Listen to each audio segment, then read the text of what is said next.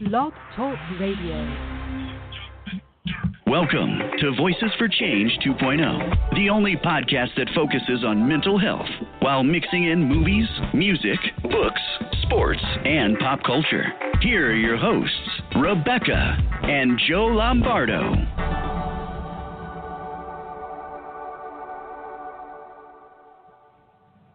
Hey, good morning, everybody. Thank you for joining us for Voices for Change 2.0.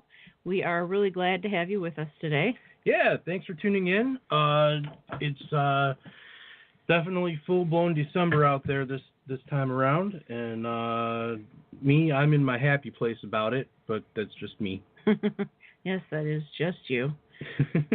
Thanks. But I know we have so many friends that once Halloween starts, they just go absolutely nuts with the Halloween, and then the next step is Christmas, and they're just crazy about it. And me, I kind of have to slide in it slowly.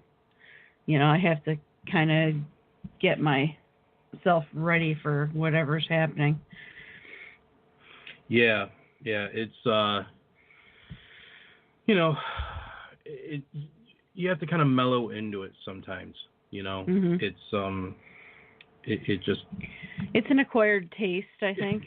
Yeah. Especially after, you go through so many losses and everything, and you just kind of feel like, where am I going to go from here? What are we going to do? And, we're trying to start different traditions with, between the two of us, but I'm thinking maybe just no traditions. We'll just wing it every year. That's kind of been the MO anyway. Yeah, because as soon as we sit down and say, okay, we're going to do this way all the time, and we never do it that way again. This is true. Yeah. Yeah, a couple of years ago, we got a really nice tree that it was neat. It was a smaller tree, but it was it could go multicolored or it could go white lights. It had a remote control, and you could switch it on the fly. And I've wanted a white Christmas tree since I could crawl. Yeah. So last year we got a white Christmas tree. So now we have two Christmas trees, and we'll probably put up the white one this year around again, like we did last year. But I would really love to put up that little one somewhere too. We just don't really have a place for it. The cats will get to it. We can't do it. Yeah, that's an issue. The little one will go crazy. So. This is true. But before we go on to our guest, I just wanted to remind everyone that wasn't familiar. Next week, December 15th at 11 a.m., we are having our second annual Keep Talking Mental Health podcast. We'll be having Joe and myself, along with three other fantastic mental health advocates and some people that deal with some things that are pretty trying, and we're all going to sit down and we're all going to talk about grief and the holidays and medication changes and just all sorts of different things. So we'll be joined by Anjanette Page, Erica Memory, and Aubrey Good, which will be a really, really great show. There are three very powerful women, and we're really excited about it. So don't forget to tune in. It's a 2-hour show.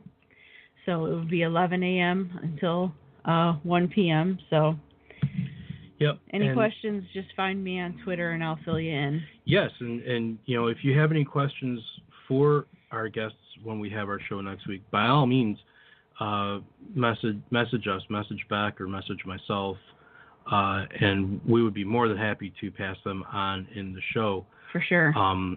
It's a lot of fun. We did one of these last year, and it's a really good time and a really informative time.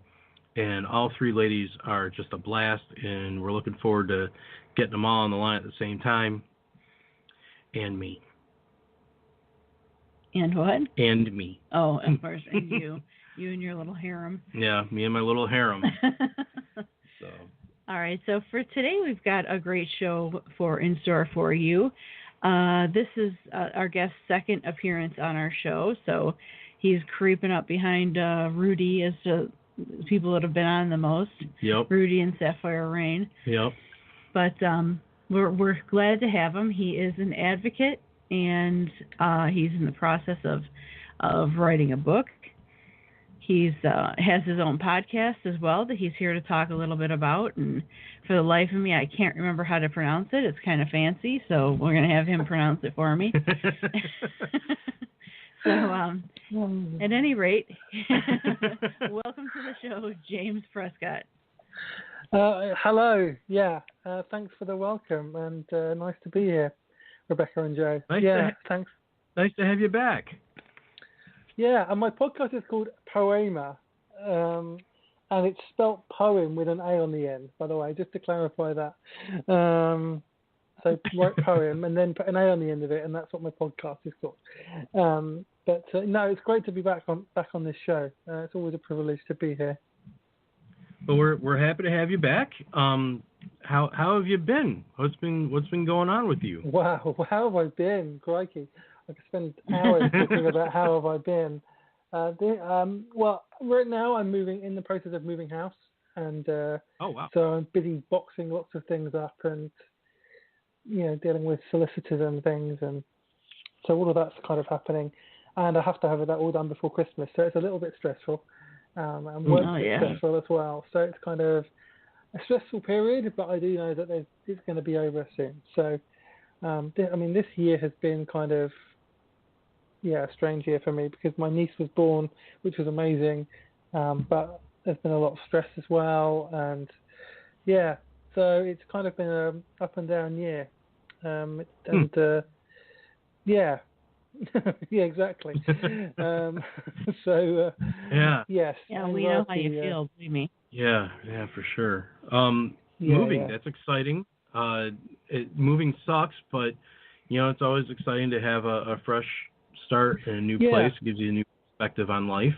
Yeah, absolutely. Yeah, and it's something I'm thinking about a lot is seasons of life and how seasons change and the importance of those changes and like shedding old skin and starting over in a way. I was talking to a friend of mine about the concept of regeneration and how, in a sense, you stay the same person in essence, but a lot of other things change, where you live and some of the things you're interested in and maybe what you look like and how you dress and some of your interests, little quirks, little things change, but you, in essence, stay the same. And I feel like that's happening to me at the moment. And, because the last 3 years have kind of been a big transformational period, which is really what the next book's going to be about, the book I'm going to talk to you about. So, yeah.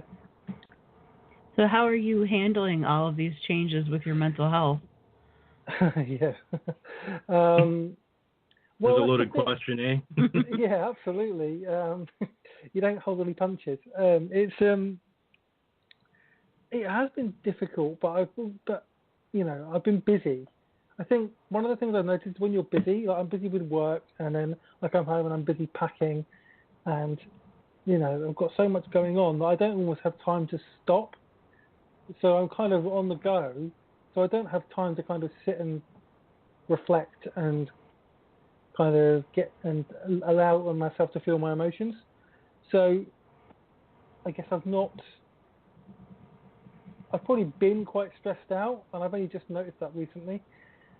But I haven't kind of felt it because I've been so busy. And I think the time I started to deal with my mental health issues was when I actually stopped and reflected on what was really going on underneath. Like a couple of years ago, I took redundancy from my last job, and had a year basically where I wasn't working. And it got to the point about a year ago where I was a week away from having to sell my flat and move out and live on a sofa, and I had no money, and there was no job on the horizon. I'd had about 10 interviews where I'd come second, and was getting really frustrated. And but I had that time off, and that allowed me to kind of meet with a spiritual director and who was also a therapist and a mindset coach, and work on all of my mental health issues, which were largely triggered by a childhood trauma, which involved like alcoholism at home, parents being violent towards each other, me getting bullied at school, nothing ever getting done because my parents are too busy fighting each other, and so getting caught in the middle of all that as a highly sensitive person and an introvert who already probably had anxiety of some kind. Of course, that does a lot of damage and leaves a lot of scars. And then my mum passed away a few years after that, so I had a lot of things that I hadn't dealt with. I just carried around for 20 years, and I dealt with the symptoms. I'd had counselling and stuff like that, and I improved. But I always felt like I hadn't dealt with the actual root of the problem. Hadn't dealt with the disease. I dealt with the symptoms of the disease. The last 3 years have really been to me coming to terms with my past and other aspects of my identity that I held on to for too long that were controlling me, and actually learning to manage my mental illness. Learning how to, because I can't control getting triggered. I can't control, as a highly sensitive person, I can't control when I get triggered. I can't, someone who has anxiety, in a sense, I can't control when that gets triggered. Or if I get into a low mood, if I know that something's going to trigger me and send me into a low mood, I can't stop that trigger from having an impact. But I can. What I've learned how to do is learn how I can manage that, how I can manage my response to that, so that I can choose to let these things control me or not. Which takes a lot of mental gymnastics and unlearning a lot of things and learning a lot of new things. And I've had a mindset coach who's helped me to do that. And my spiritual director / therapist has kind of helped me do that as well. And so I've kind of got to a point where I'm managing it better. It's still there. It's always going to be there, and I still have days where I get really badly triggered and get really down and really upset, and just want to be on my own. Don't want to be around anyone. You want to give up on everything. I still have days like that, but I'm not as bad as it was probably a year ago. A year ago, I was getting to the point of I wasn't planning suicide, but I had suicidal ideation for sure. I was thinking about how I would do it if I did it. I was picturing it in my head. Would it be so bad? Because I haven't got anything left anymore. So I got to that point. I don't think I would get to that point again. Hopefully. Hopefully not. Yeah. But if I did, I think I would manage it better because I've kind of trained myself a little bit. But it's always going to be there. I don't think you can just by doing that kind of thing. You can't, and you have to learn to live with it. It's just how you live with it and how you manage it. Yeah. It's that, and that's the thing too. Is especially when battling, various mental health issues. It's a journey. I mean, Beck and I have said it tons of times. It's a whole journey, and you grow and you learn how to adapt. And early on, you want to throw in the towel. You're like, I have no hope. I have no way out of this. And then eventually you learn. And like you said, you got some coaching, and you sought help, and now you recognize when you're in those depths, and you found your way through it, and that's inspiring because hopefully, with you and what you do and with what we do, we're hoping to inspire our listeners and those who need the help, that it's okay to seek the help, and it's you need to learn to grow and figure out how to exist. It's just that's the biggest thing is you're kind of left like, well, how am I going to survive this? And you're kind of forced to think on your feet almost, and you learn. Yeah, I mean, the most difficult thing for me is realizing, say today I'm in a really bad way and I'm very emotional and depressed. I have to try to remind myself that I'm leaps and bounds better than I was even 5 years ago. Mm-hmm. You know, and it's hard to remember going through any of that now. That it feels like it's been eons. And you know, I know that I can handle things better, and that my bouts of depression are shorter, which could be more medicine related than really my willpower, but well, that's a whole other story. Yeah. But yeah, and grief is just absolutely horrible. Just, you know, to be grieving, and to be somebody who is, you know, suffers from social anxiety or agoraphobia, or, you know, these types of things that would keep you from seeking out the kind of help that you need is very hard. So I commend you for finding ways to get help for your situation. Thank you. Yeah, I mean, it wasn't easy. I didn't realize I had a problem. You know, I thought I dealt with all my trauma stuff. I thought I think some part of me had convinced myself I was okay, even though another part of me was trying to tell me, you know, there's still stuff you haven't dealt with. You haven't dealt with the root of it, you know. And I always kind of got into a kind of routine of, you know, living with it. And but you know, I hadn't dealt with the real problem. I hadn't confronted it, and it kind of burst out of me in a completely unexpected way. And I was at this group, and I started talking about it for some reason.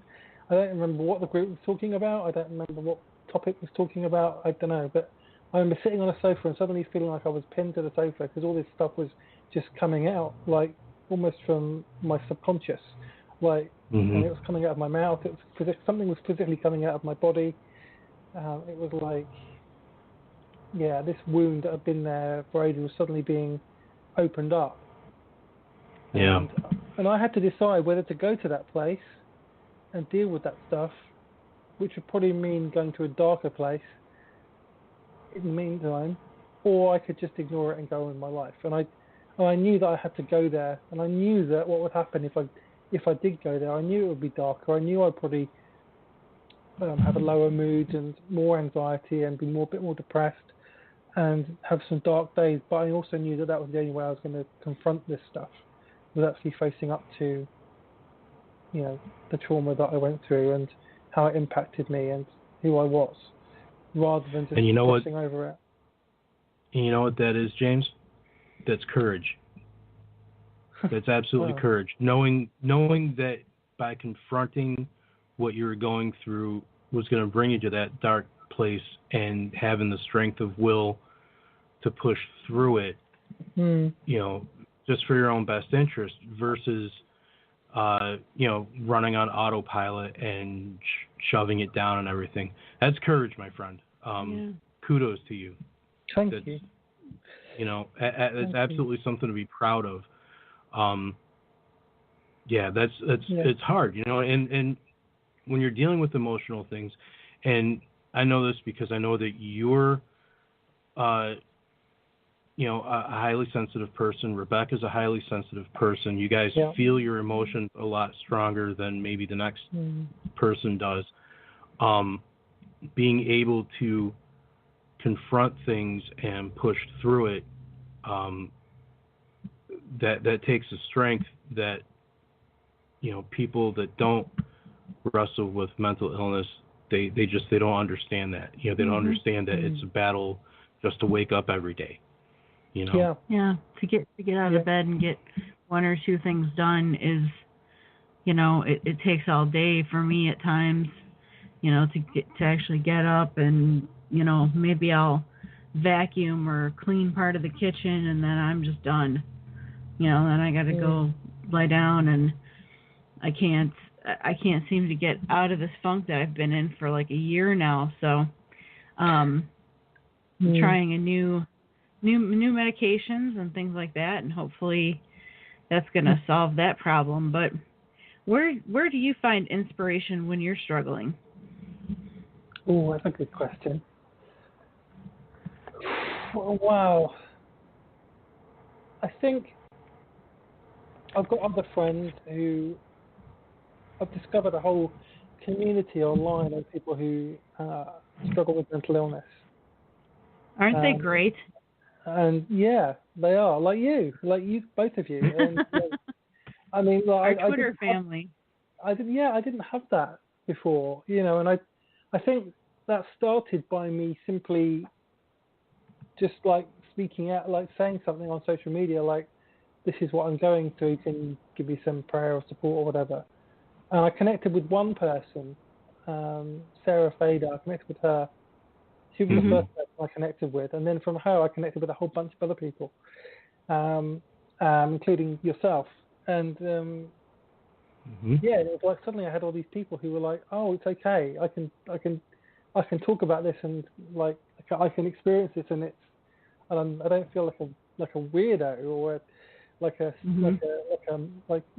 or crazy or nutty or whatever, or like there's something wrong with me, that or somehow deficient, for going through this. That I actually had people who were going through the same. In fact, many who'd been through worse than what I was going through, and so that was a real support. And so I knew that when I was going through those periods, I could go onto social media and connect with those people and just say that, listen, I'm having a bad day mentally, mental illness-wise, like, need some support, prayer, whatever, and I could get that. And in terms of inspiration, it's very difficult to say. I mean, I think there's films where I was sharing one on Instagram the other day where the story of the main character connects a lot with my story. Like The Perks of Being a Wallflower. Have you heard? I don't know if you've heard of that. It's a book and a film, and it's about a teenage boy who kind of gets bullied and stuff like that, and just had. What's the name of it? The Perks of Being a Wallflower. Oh yeah. Yeah. And, we haven't seen it. We haven't seen it yet, but we're familiar with it. Yeah, and the guy, he said he's had mental health problems because of some trauma that we don't find out about till the end, which is a lot worse than you actually realise. But he's also a writer. Like and he loved books. He's got this awesome English teacher who helps him get into writing and do more writing. And he meets these amazing friends who become a support network for him. And it's kind of, I resonate with him because I feel that's very much like him, that I had all that anxiety and stress and trauma when I was a teenager. And I was always good at writing and English, and I had a good English teacher. I didn't have the friends that he did, but nevertheless, when I see that, I can kind of like, oh, this is kind of this. I get that. I connect with him, Yeah.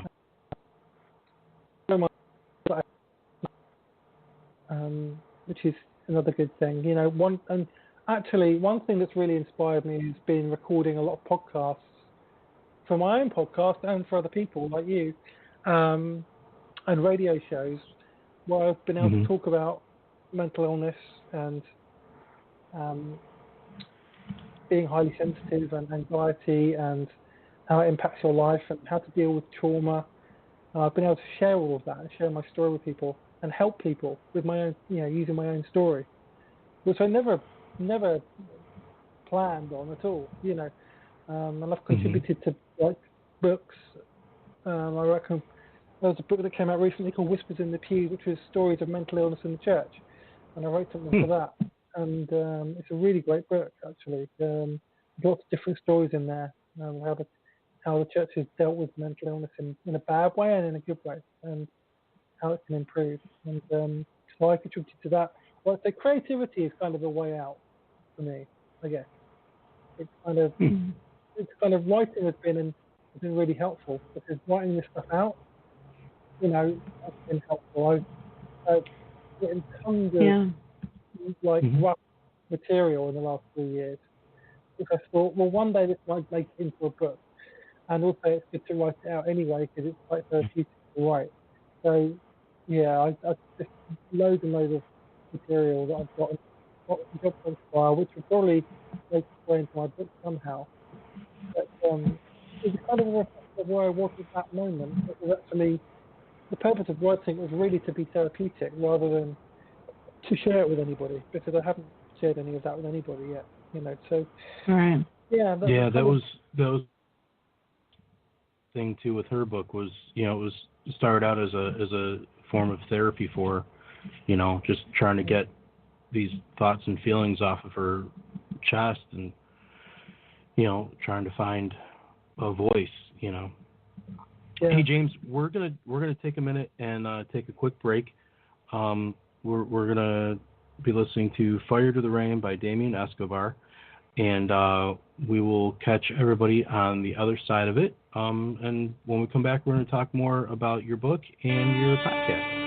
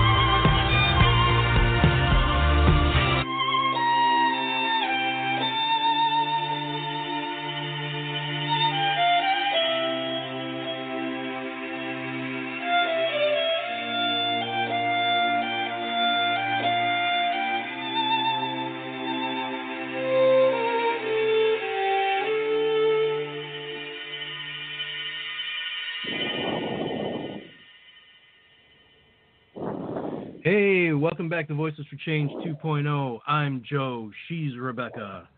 Say hi, Rebecca. Hello. You didn't say hi, Rebecca. That's okay. That's all right. We have on the line with us a now two-time, yes, that's right, two-time guest on Voices for Change 2.0. Boom. It's James Prescott. How you doing, sir? Hi. Yes. Good to be here. I'm enjoying this. Good fun. It was good. You guys are great. It's always good to talk with you, sir. Thanks again for being on with us today and joining us all the way over in rain-soaked United Kingdom there. So let's get started and talk a little bit about this book that you're working on. Yes. Yes. Do it's tell. a book. It's going to be my story, basically. The last 3 years, kind of dealing with my trauma what that did to me. The whole process, it was like this whole last 3 years has been a story of me kind of deconstructing and reconstructing not just my faith but my life, and kind of letting a lot of old things die, doing a lot of forgiveness, getting a lot of healing from the past, talking about it, working things through, as well as I almost lost everything I had a year ago when I lost my job. I took a big risk, and I launched a book, which, although it did pretty well, it didn't do as well as I wanted it to. So it felt like a failure. So that was a big part of that experience as well. And there were all these experiences that happened, and all of them had an impact on my mental health. They all had an impact on my spiritual life as well, and my creative life. I mean, and basically I kind of dealt with a lot of my stuff in the past and let go of it and allowed it to die. And started to create my life, started to begin again, and in doing that, I faced up to a lot of the truths about myself that I'd ignored, including things about being highly sensitive, about having anxiety, possibly being on the autistic spectrum, which I haven't confirmed yet, but it's possible, and acknowledging what the past did to me and how I really felt, and also facing up to a lot of strongholds that I had and where my security was in money, and in having a job and all of those things, and actually having all that stripped away. And I literally was stripped down to kind of the bare bones of who I was, and then had to start again. And it was a really painful process, but it was also a really healing and transformative process. And so I kind of thought, okay, I want to share this story because I've met other people who are going through something similar, and people who have mental illness, or people who've gone through a kind of personal kind of deconstruction, reconstruction journey, and people who've had to deal with trauma, people who've had to let go of things or have had failures, and are kind of in the middle of that journey and not sure how to navigate it, or want some solidarity or some hope, and I figure, I want to write this story so that I can give that to people. I can use my story to inspire people, to encourage people, to give people solidarity, to people that are not alone, and maybe to create something that I could have used during the last 3 years, in a way. Because I think I've learned a lot of lessons in the last 3 years, and I'm still figuring out what they are. But I know that I've learned a lot about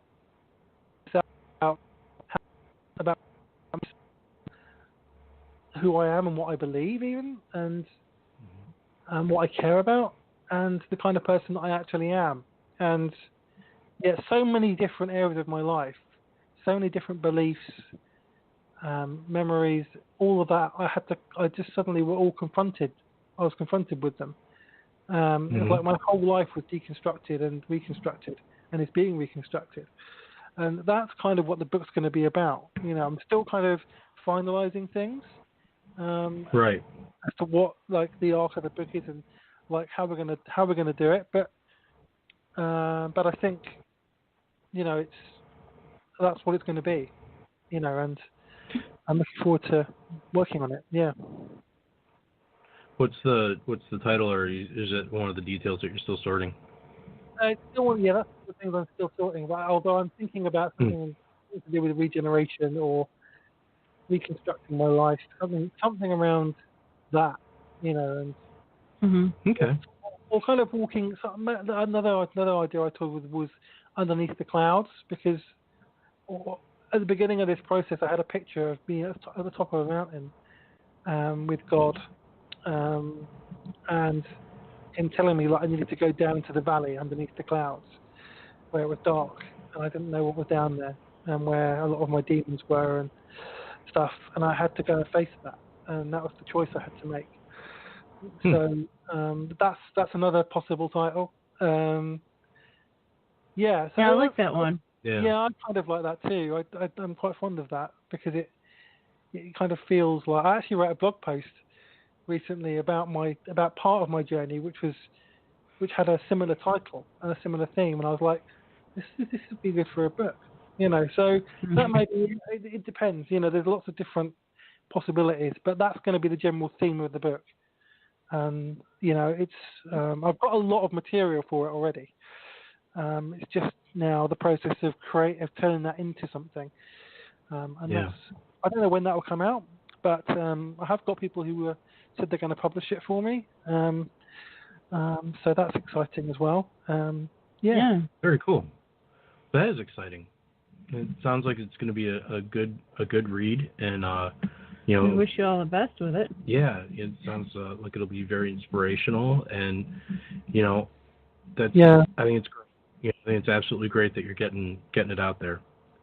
Yeah, and obviously, I'd love to come back and talk about it when it's done. Oh, of course. Absolutely. After 3 or 4 visits, you get a gold jacket. I thought we made it 6. Was it 6? Yeah, because Rudy hasn't been on 6 yet, so and we still got to we still have to pony up that jacket. So like those really good golfers, they win that in the Masters. They get a yellow blazer.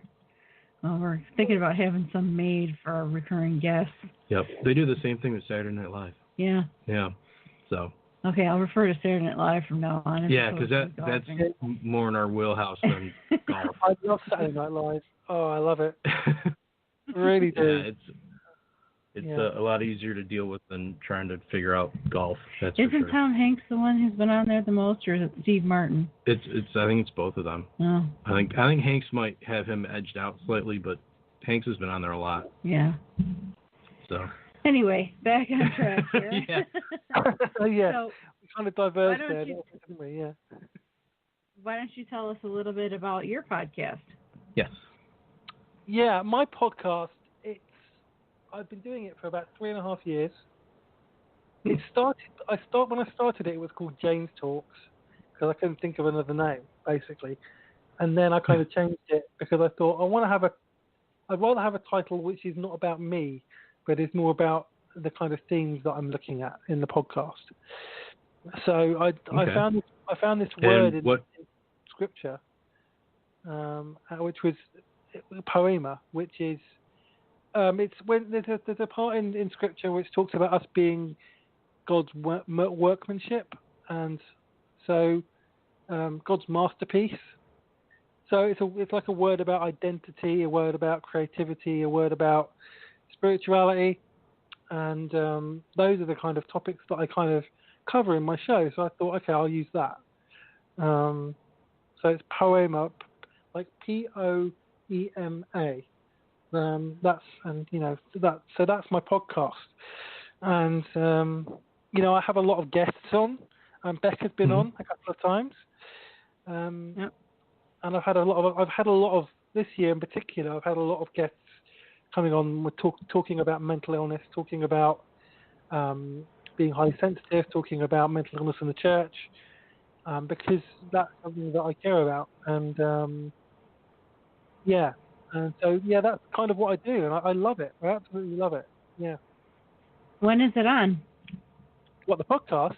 Oh, yeah. It comes out every Wednesday generally. There's a new one every Wednesday. I do it in seasons as well. So I kind of, in the summer, I normally take a break for a month or two, and then over like December, early January, I kind of take a break too. Just because I have some space in between, and I don't want to feel obligated to do it all the time. Right. I want to do it out of that kind of love of creating things, and because it puts a lot more pressure on me, to have to come up with guests every single week or come up with an episode every single week. This way, I can plan in advance. I can get things done in advance. I can record quite a lot of episodes almost in one go and be prepared, and I can plan ahead. And it doesn't take away from it. I think I actually prefer it that way because it gives me some space as well to kind of rest creatively and to kind of get fresh inspiration. So Yeah, so that's kind of, and it's like they're all on iTunes, they're all on Spotify, Stitcher. They're all in these places. You can find it anywhere. There's 3 years worth of episodes. It's about 130 episodes up now, I think. Oh. So I've had some really great people on. It's been really great. I've had mental health. I think I had Sarah Fader on. I had who did I have? Oh, I've forgotten his name. His name's completely blank. He's a really great mental health advocate. I've forgotten his name now. That's going to annoy me. Aaron Smith. He's been on, and these are mental health guys, big mental health advocates that I know.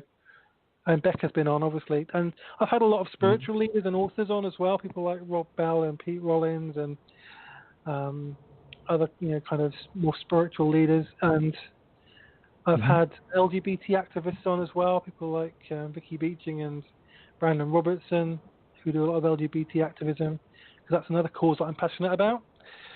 And cool. Then you're on the right network right now. Yeah. Yeah. This is Blog Talk Radio Left of Straight is an LGBTQ network. Thank you. So we're very proud to be a part of it, and I'm glad that that's something that you embrace as well. Yeah. Oh yeah, I've always been a big advocate for LGBTQ equality. I think it's something that I'm really passionate about. I'm not an LGBTQ person myself, but it's something that I really care about, and I think it's really important. And that's what I try to do on my show is I have people on who represent causes that I believe in, and we talk about topics that are really important to me, and I think I want to be an advocate for. That's why I try and have a lot of women on, as well as it's not just white men. I don't want to have just white men on all the time. One of the things I really want to work on is getting more Native people, more black people on, so it's not just white people, because it's easy. Because I'm more aware of white privilege than I ever have been, so I want to try and get different voices in there. That's not easy. It takes a lot of work, but it will take time. But it's something I want to do. Yeah. Yeah, diversity is a key thing for sure. One thing that myself personally I've come to realize as I've gotten older, and it shouldn't take aging to get older to realize this, and hopefully the younger generation is a lot quicker to the game than I am, but just realizing that we're all one people. It doesn't matter what you look like, it doesn't matter what your color is, it doesn't matter what your sexual preference is or anything. We all bleed red, we all have the same organs inside. There is nothing that separates us that much. We're all of the same race, and yes. You know what I mean? It's like we all have to realize that we have to come together and be one community and look out for each other and help others that are struggling when they can't help themselves, and being a comrade in arms for rights and equality. It's something I'm passionate about for sure. It's basically we're all in this together. Nobody gets out alive, but we all got to hold each other's hand while we're at it. Yeah, I agree, and it's just a process, isn't it? It takes time. It's just one little step at a time. That's kind of what advocacy is. I was going to ask you when you decided to become, or when you.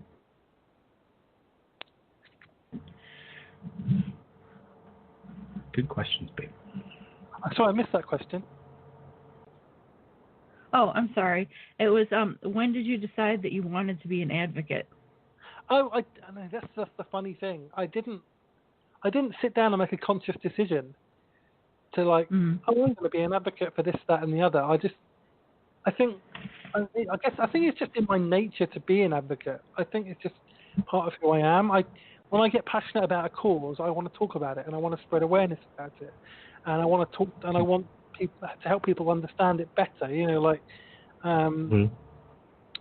so like when I got passionate about gender equality and I got passionate about LGBT equality, and I started talking about it a lot in the stuff I was writing, on my podcast, on social media, because I believe in them. I believe it's really important to talk about those issues when you care about them, and I guess I've always had a kind of empathy with any kind of outsider group, because I've always felt like an outsider myself as well. I think that helps.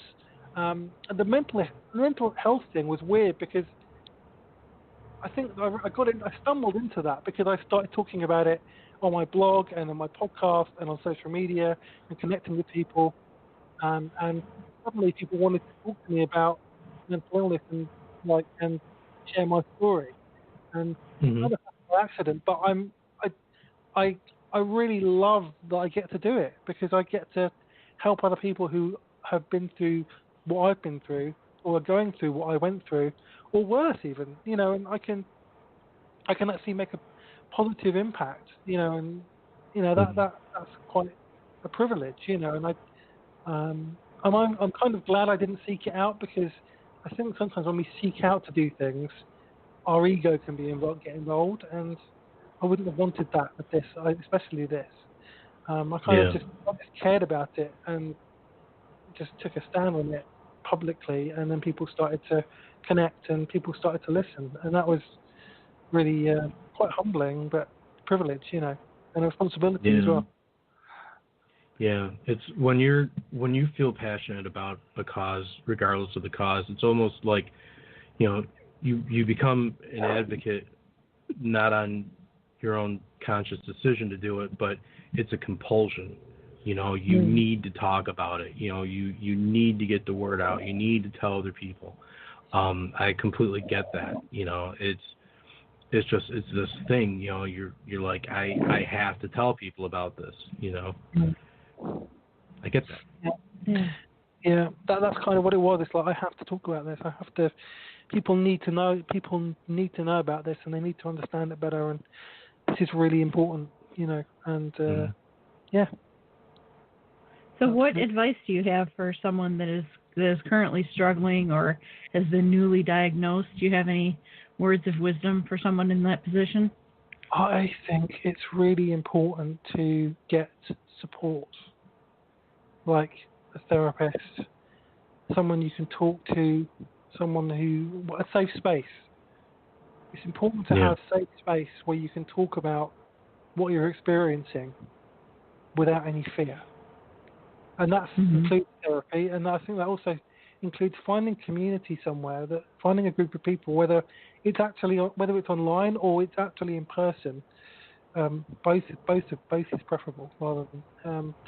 But finding a community where you can be yourself, be who you are, and talk about who you are and what you're experiencing without any fear or shame. And that's really, really important, because it's really important not to do this alone. Like, really, really, really important, because like, just on a purely scientific level, human beings need interaction with other human beings to grow. You know, if we just live life on our own and never engage with anybody else at all, we won't grow. We'll actually kind of probably retreat into ourselves, and that's not good, especially when you've got mental illness. So you need to find community and support, and get therapy as well. I think I'm really a big advocate of therapy. I've never actually. I mean, I count what I've been doing as therapy, even though it's not with like a pure therapist. I mean, my spiritual director is a qualified therapist, so what I have with her is kind of therapy and it's spiritual direction. And I've had a mindset coach as well, which is, you know, another thing. So I count that as therapy, but I think we all need people like that to go through this kind of thing with an expert. You know, someone who knows what they're talking about. And I know it's expensive. I know it's a problem. It shouldn't be expensive. I'm really sort of passionate about that. I can't afford to have therapy myself. And I think it's wrong that you shouldn't be able to get it. Because mental illness is serious. It's not any less an illness or any less of a problem than physical illness. And we should. Right. We're lucky in the UK that we have the NHS, so we get healthcare for free, basically. But even here, you have to pay for therapy. You have to. There's a certain amount of therapy you can get for free, but it's not the consistency the consistent therapy that you kind of need. And so, I would tell people to find community, find a support network, find a safe space where you can talk about what you're experiencing without any fear, because that will get you through when things are difficult. People you can reach out to when you're having a bad day, who you can connect with or message or whatever, and not just one person, because if we just depend on one person, then that's a drain. It's a huge drain on them, but also, all of us have lives, so we're not always around. So if you have a network of people, then you can connect with one of those people when things are difficult. But that's what I was just going to say. It's important for you to keep an open mind when you're seeking help or when you're reaching out to someone for help, because you never know what's happening in that person's life, or if even a professional therapist, if they're going to be a good fit for you. You don't know until you go there and talk to them. So you have to keep an open mind and realize that, okay, this one's not right for me. I'm not feeling it, and move on to the next. But it's so hard not to get frustrated and down on yourself about the situation. And especially if you're reaching out to people on social media, they may not see your message. Yeah. And you might not get the feedback that you want or need, and it might make you more depressed. So you really have to have a network in place that is going to be there for you in the hard times. Yes, I agree completely. Yeah. Absolutely. So, aside from your podcast and your book that you're working on, what's next, James? Anything else down the pike that you got lined up that you're kicking around? Well, I'm recording new interviews for my podcast for the new year. I'm obviously working on the book. I think one thing I really want to do more of is speaking. I think doing the podcast is kind of given me a curiosity about being in front of people, and as an introvert, I actually prefer speaking in front of people than like general chit chat, social interactions. Like, I have social anxiety a little bit as well, So rather than being at a big party talking to 20 people about what they're doing, what they did that day, or whatever, because that just wears me out, and I don't know what I'm doing.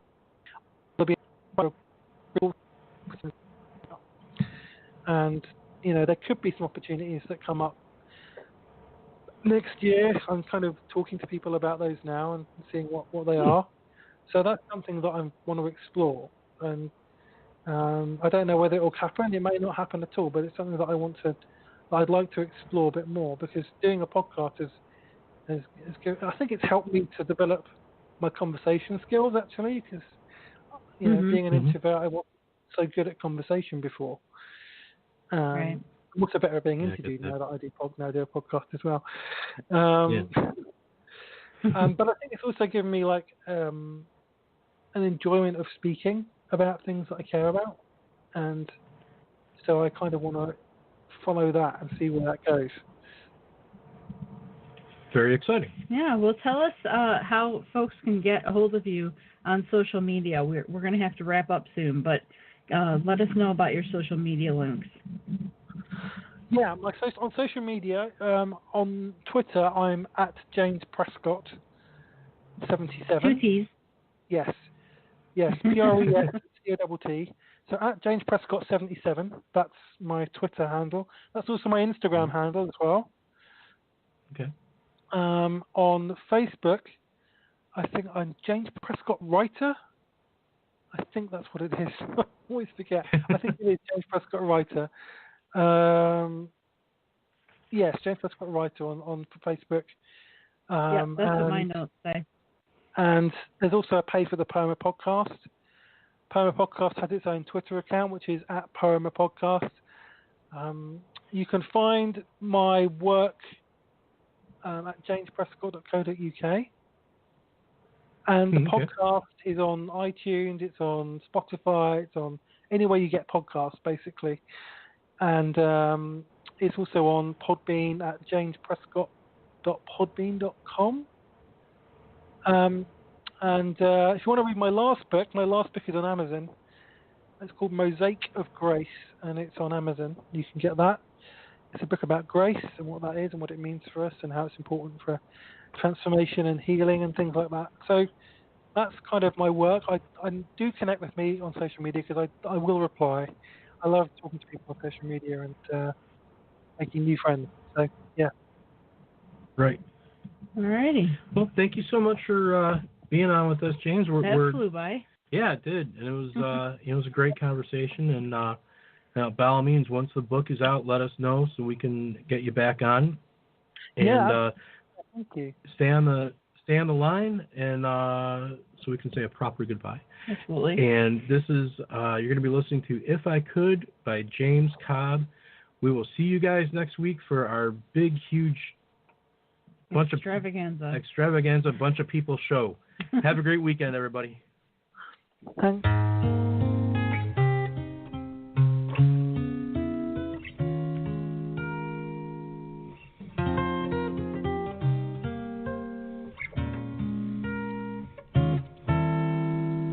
If I could, I'd make every day a beauty, every day a wonderful hello for you. If I could, I would give you everything, anything to make you whole.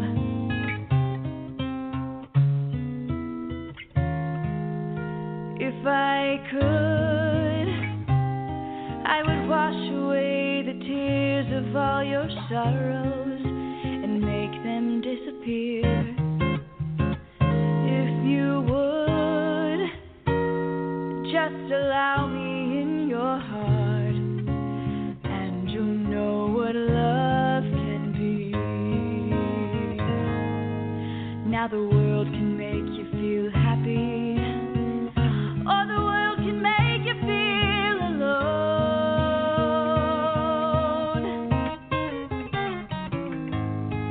It's difficult to understand that when we're here, we're often alone.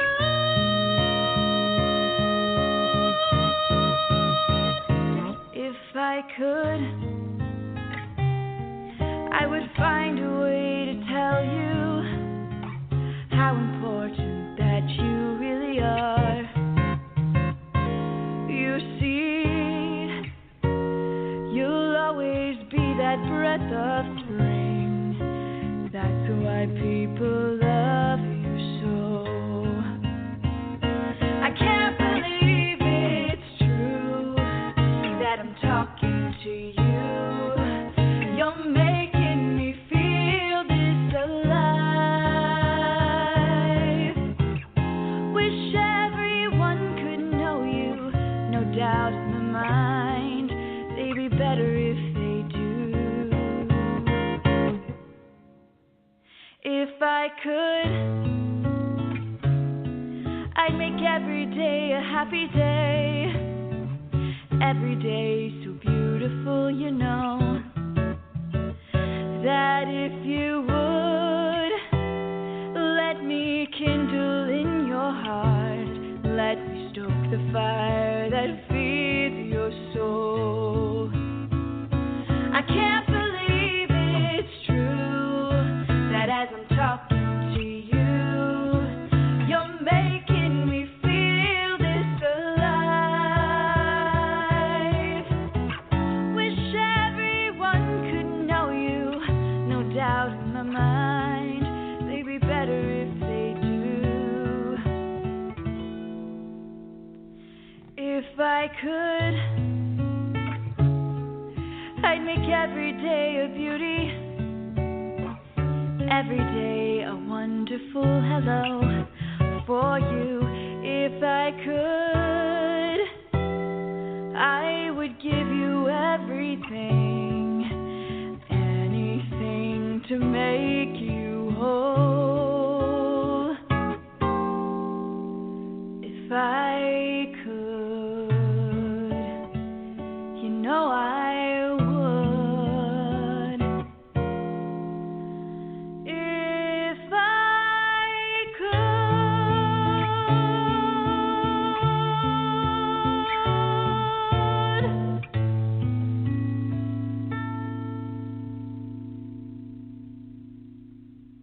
Don't miss the Mental Health Memoir of the Year, It's Not Your Journey. It's Not Your Journey is the true story of one woman's 20-year battle with mental illness and her recovery from a suicide attempt in 2013. Rebecca Lombardo candidly reveals her real and raw emotions in dealing with depression, bipolar disorder, the loss of her mother and brother, and more. Pick it up today on Amazon.com or visit www.RebeccaLombardo.com for more information. Join us next week as Rebecca and Joe continue to battle the stigma of mental illness. Follow us on Twitter at Voices for Change RJ and on Facebook at Voices for Change 2.0.